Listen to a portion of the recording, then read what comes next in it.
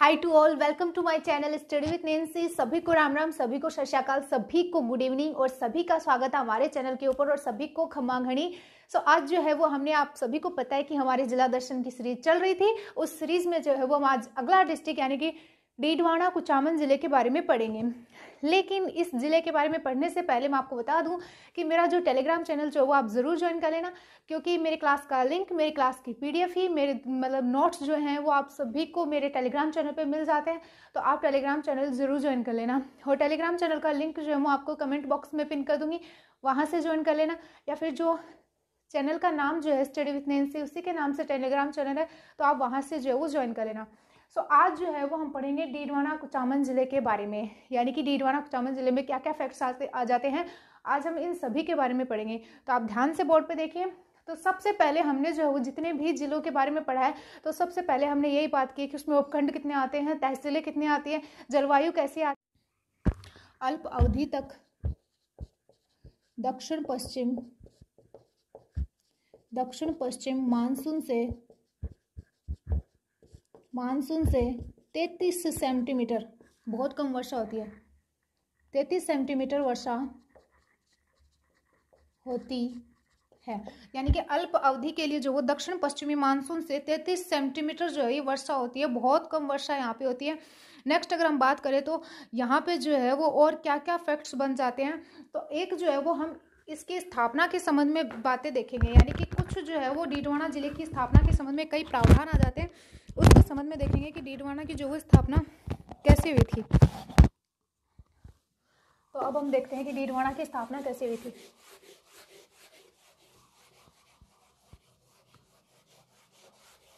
डीडवाना जिला जो आता है, इसकी स्थापना के संबंध में क्या प्रावधान आता है।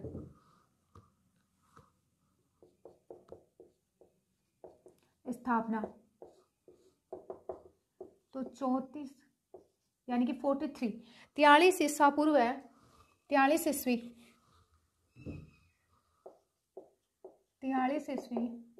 में आभा नगरी के नाम से बसा नगर कुषाण साम्राज्य के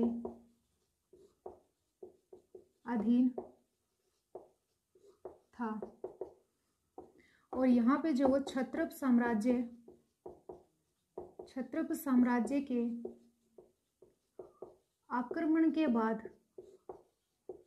साम्राज्य के आक्रमण के बाद यह उजड़ गया था। फिर आभानेरी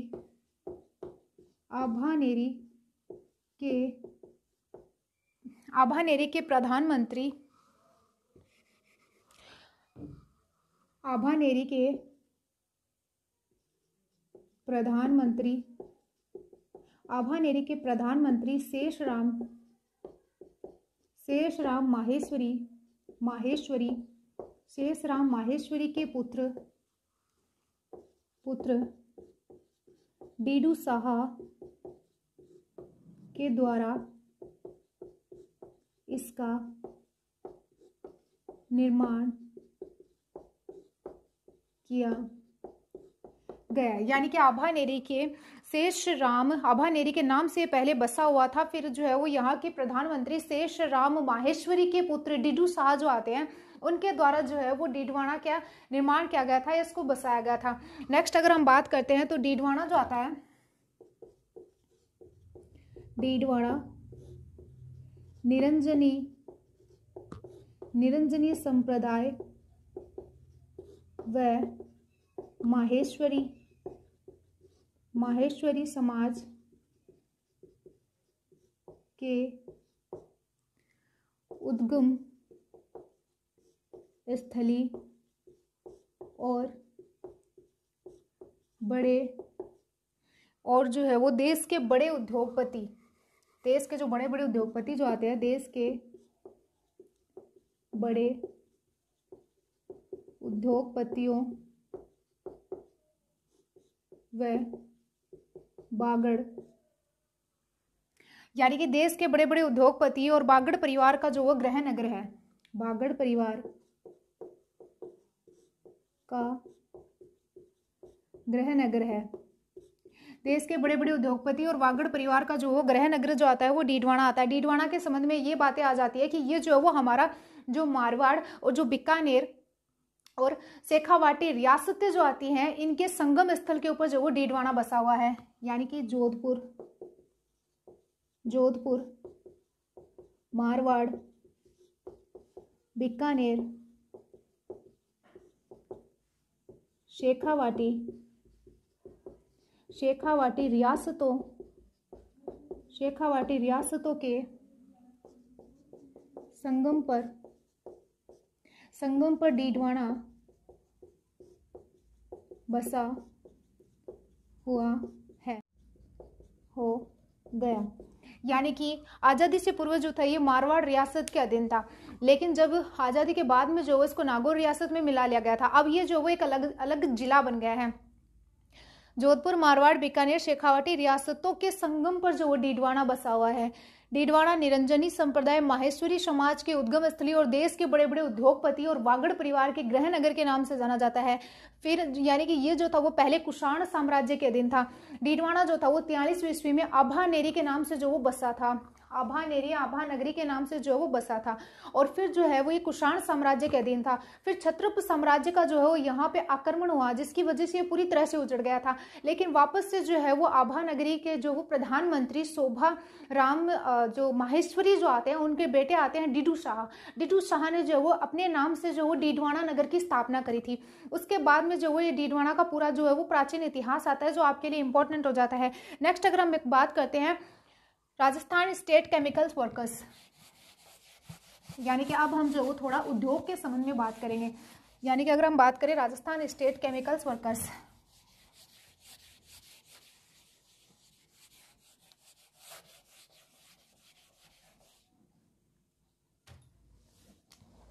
यानी कि अब हम बात करें राजस्थान स्टेट केमिकल वर्कर्स।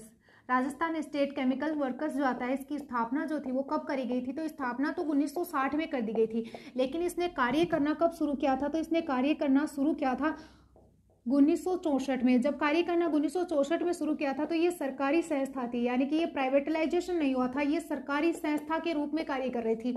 इसके बाद में 10 अक्टूबर 2008 को इसका निजीकरण यानी कि प्राइवेटलाइजेशन जो वो कर दिया गया, निजीकरण कर दिया गया। और ये जो राजस्थान स्टेट केमिकल वर्कर्स जो आती है वो नमक से केमिकल का निर्माण करती है। यानी कि राजस्थान स्टेट केमिकल वर्कर्स जो आती है वो नमक से केमिकल का निर्माण करती है या केमिकल का जो वो उत्पादन करती है। केमिकल का निर्माण या केमिकल का जो उत्पादन जो है वो राजस्थान स्टेट केमिकल वर्कर्स के द्वारा किया जाता है। और यहाँ पे जो है वो एक मतलब कि आयोडीन जो नमक जो होता है वो आयोडाइजेशन संयंत्र होता है जो कि शुद्ध नमक बनाता है।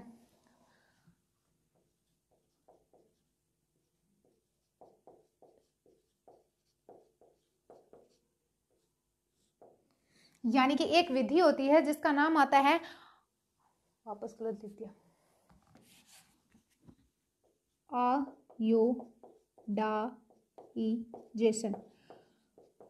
आयोडाइजेशन विधि के द्वारा आयोडाइजेशन संयंत्र लगे हुए हैं। यानी कि राजस्थान स्टेट केमिकल वर्कर्स जो आता है यहाँ पे आयोडाइजेशन संयंत्र लगे हुए हैं जिससे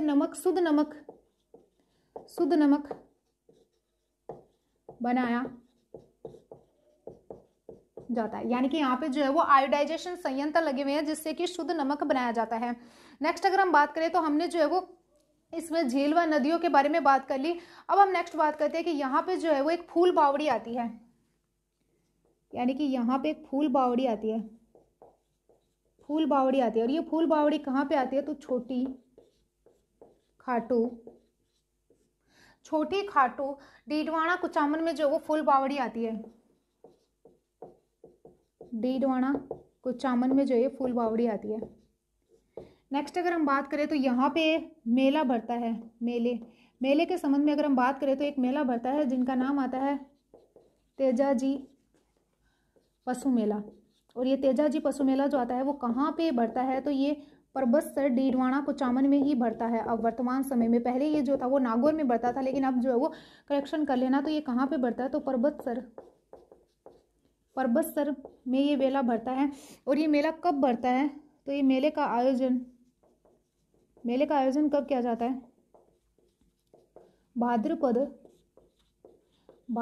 शुक्ल दशमी को मेले का आयोजन किया जाता है, या फिर श्रावण पूर्णिमा से। मेला देखा था वीर तेजाजी पशु मेला जो आता है वो 1734 ईसा पूर्व से पहले जो वो पन्नेर अजमेर में बढ़ता था, लेकिन 1734 ईसा पूर्व के बाद जो है ये परबतसर डीडवाना कुचामन में बढ़ता है। वीर तेजाजी पशु मेला जो आता है वो भाद्रपद शुक्ल दशमी को या श्रावण पूर्णिमा से लेकर भाद्रपद अमावस्या तक जो इस मेले का आयोजन किया जाता है। यहाँ पर नागौरी जो बैल के नस्ल जो है वो बहुत ज्यादा प्रसिद्ध है यहाँ के। और अगर हम बात करें तो जो वीर तेजाजी पशु मेला जो आता है, ये मेला जो है वो मारवाड़ के शासक अभय सिंह के समय से जो है इस मेले की शुरुआत हुई थी, या इस मेले की जो स्टार्टिंग जो है वो इन्हीं के समय में जो है वो की गई थी, अभय सिंह के समय में। नेक्स्ट अगर हम बात करते हैं तो यहाँ पे जो वो और क्या क्या चीज आ जाती है, तो पूरा पाषाण काल, यानी कि पूरा पाषाण काल जो है वो हमें डीडवाना में मिले हैं। पूरा पाषाण काल सभ्यता,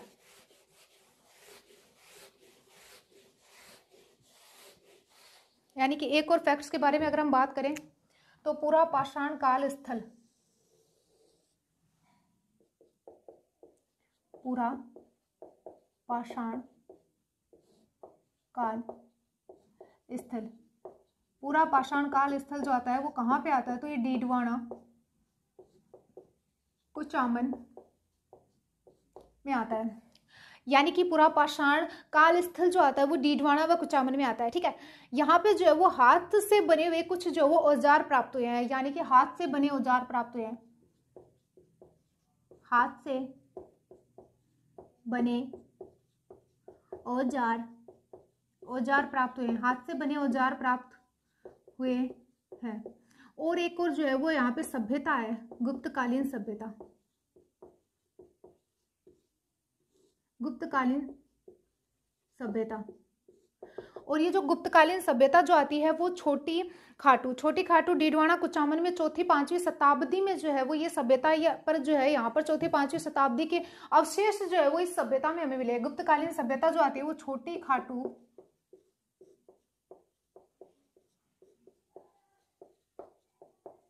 डीडवाना और कुचामन में जो है वो हमें गुप्तकालीन सभ्यता मिली है। यहाँ पर 5वीं व 4वीं-5वीं सभ्यता के अवशेष प्राप्त हुए हैं। और यहाँ पे जो है वो बुद्ध की प्रतिमा या मूर्तियां प्राप्त हुई हैं, यानी कि यहाँ पर बुद्ध की मूर्तियां और प्रतिमाएं जो आती है वो प्राप्त हुई हैं। गुप्तकालीन अवशेष जो आते हैं यहाँ पर 4वीं व 5वीं शताब्दी के अवशेष प्राप्त हुए हैं, 4वीं व 5वीं शताब्दी के अवशेष प्राप्त हुए हैं, शताब्दी के अवशेष प्राप्त हुए। 4वीं व 5वीं शताब्दी के अवशेष गुप्तकालीन सभ्यता से प्राप्त हुए। बुद्ध की प्रतिमा व मूर्तियां जो है वो यहाँ से प्राप्त हुई है। नेक्स्ट अगर हम बात करते हैं तो यहाँ पे जो वो और क्या क्या चीजें आ जाती है, तो एक जो है वो दुर्ग आता है, कुचामन का दुर्ग। कुचामन का दुर्ग जो आता है इसको गिरी दुर्ग कहा जाता है, इसको जो वो गिरी दुर्ग कहा जाता है, एरन दुर्ग कहा जाता है। इस दुर्ग का निर्माण जो था वो किसके द्वारा करवाया गया था, तो इसका निर्माण जो था वो मेड़तिया शासक जालिम सिंह द्वारा, यानी कि जो कुचामन दुर्ग जो आता है इसका निर्माण मेड़तिया शासक जालिम सिंह के द्वारा 750 ईस्वी में करवाया गया था, 750 ईस्वी में करवाया गया था। और अगर हम बात करें तो इसकी आकृति, इसकी आकृति जो वो चील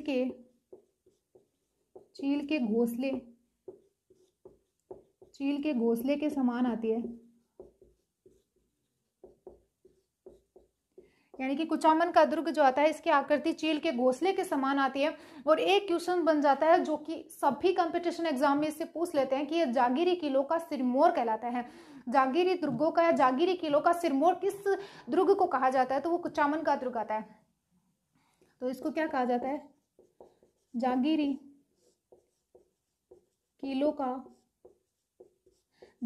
किलों का सिरमौर किसे कहा जाता है? तो कुचामन को दुर्ग को कहा जाता है। जागीरी किलों का सिरमौर कुचामन को दुर्ग को कहा जाता है। और किणसरिया पर्वत सर में कैवाई माता का मंदिर आता है। ये है दहिया क्षत्रिय राजवंशों की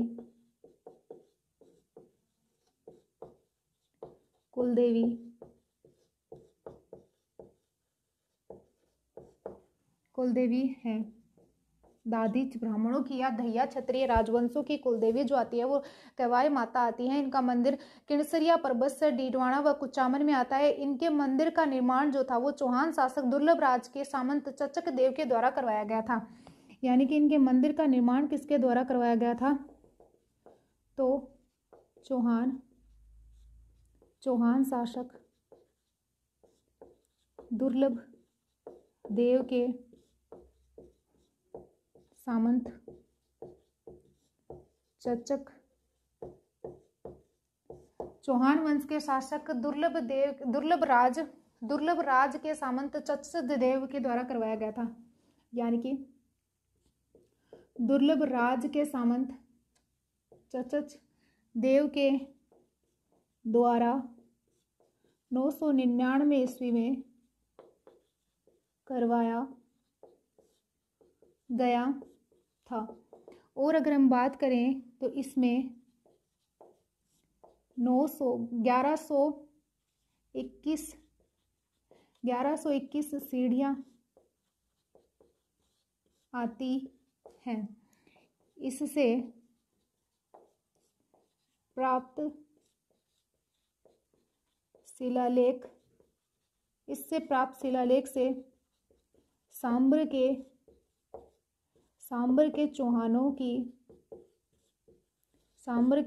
की जानकारी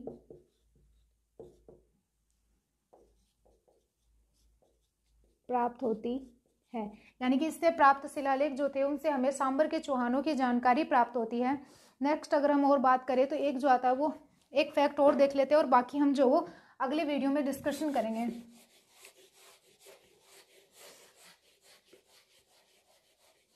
एक जो आता है वो जैन विश्व भारती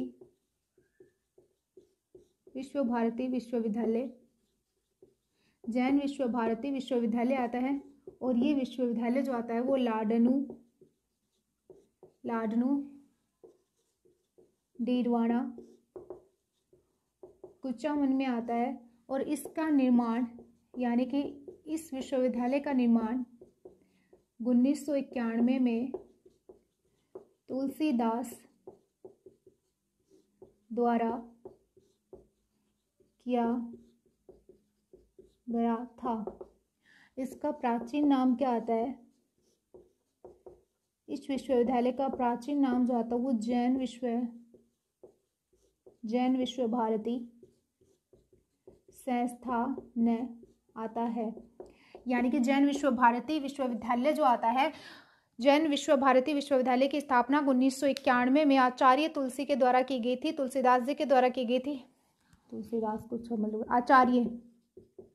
आचार्य तुलसी के द्वारा जो है वो आचार्य तुलसी द्वारा जो है वो इसकी स्थापना करी गई थी। आचार्य तुलसी द्वारा इसकी स्थापना करी गई थी। और प्राचीन नाम जैन विश्व भारती संस्थान आता है। और ये कहाँ पे आता है? तो लाडनू कुचामन डीडवाना कुचामन में आता है। आज जो है वो हमने इतने फैक्ट्स पढ़ लिए हैं। अब अगला वीडियो आएगा, उसमें आपको और फैक्ट्स मिल जाएंगे। अगर वीडियो अच्छा लगा हो तो लाइक शेयर और सब्सक्राइब जरूर करें एंड टेलीग्राम चैनल जरूर ज्वाइन करें। Thank you and bye.